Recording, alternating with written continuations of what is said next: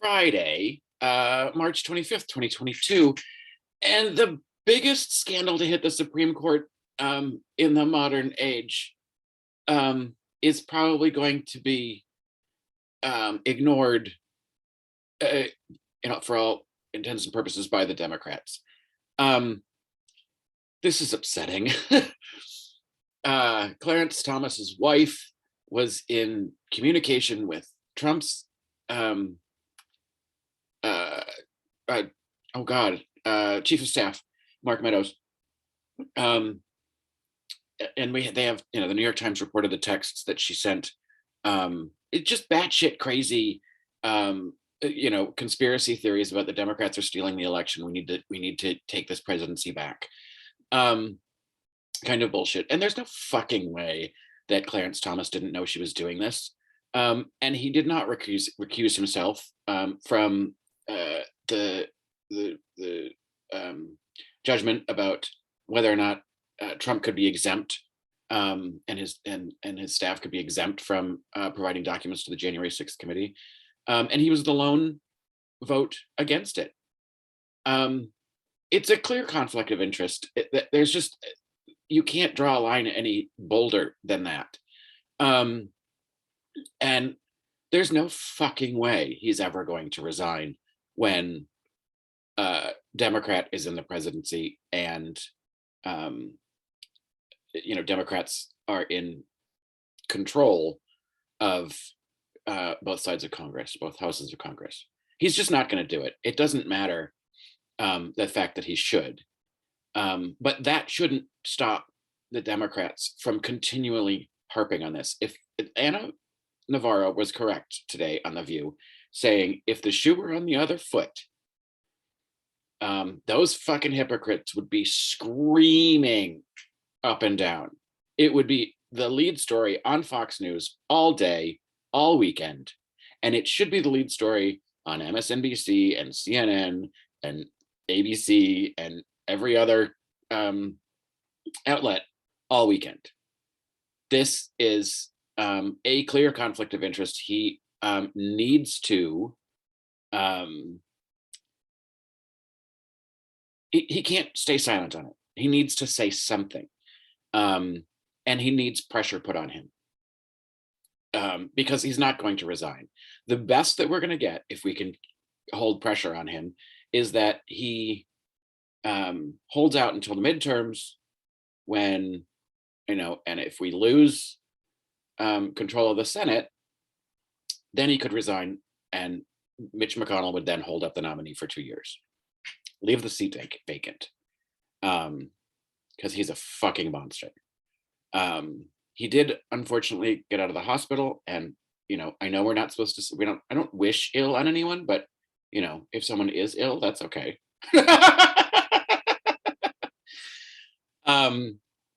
Because the only way he's going off the court is feet first, right? And especially with a Democrat in the presidency.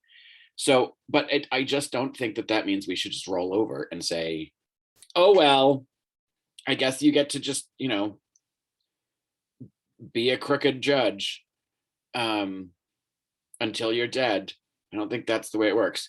Now, Nancy Pelosi, as Speaker of the House, could begin impeachment proceedings. You can impeach a Supreme Court justice, and the process is pretty much the same as impeaching a president. The House impeaches, and then the Senate votes to convict or not, which is basically removal or not. You need a 2/3 vote in the Senate, which we wouldn't get, I don't think, but it's still worth doing it. You can't leave people unaccountable for this kind of shit. And you've got to play the game as hard or harder than the Republicans would. And that's the thing that what the Democrat politicians really get wrong is the apathy in the electorate is because there's not enough teeth to what they do. Stand the fuck up and don't fucking roll over when these assholes, these criminal bullies, break the law or are you know, or showing blatant impropriety. Like, just fucking do something. But, you know, we sort of thoughts and prayers our way through um, their bullshit and elections. It's dumb.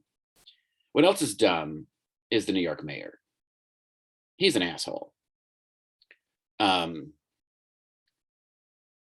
agree with Joy. I preferred um, restaurants and indoor venues requiring vaccination. I don't think they should have let that law up, or that rule or whatever it was. But by exempting rich and famous people from a vaccine mandate is just you can't really show more elitism than that. So you know, the police unions, every city worker has every right to be mad. I don't think the answer is, well, we should have lifted the mandates for everybody. He never should have lifted them for sports figures. And, you know, that means the fucking, you know, head coach of the Yankees was going to miss half the games because he wouldn't be able to play. He wouldn't be able to work in Yankee Stadium. Tough titties, mister. The rule is the rule. So that's highly upsetting. And now I see that he's ready to lift the mask mandates on the MTA on the subways, but we'll wait until the TSA lifts their mandate on transportation. Which I don't know that that's such a wise idea when you know, you're watching the cases explode in Europe. They're already rising here. You know, we're going to go into the Omicron BA2 wave relatively soon. So, you know, keep your masks at hand. And, you know, enjoy your Oscar watching this weekend from the comfort of your own home.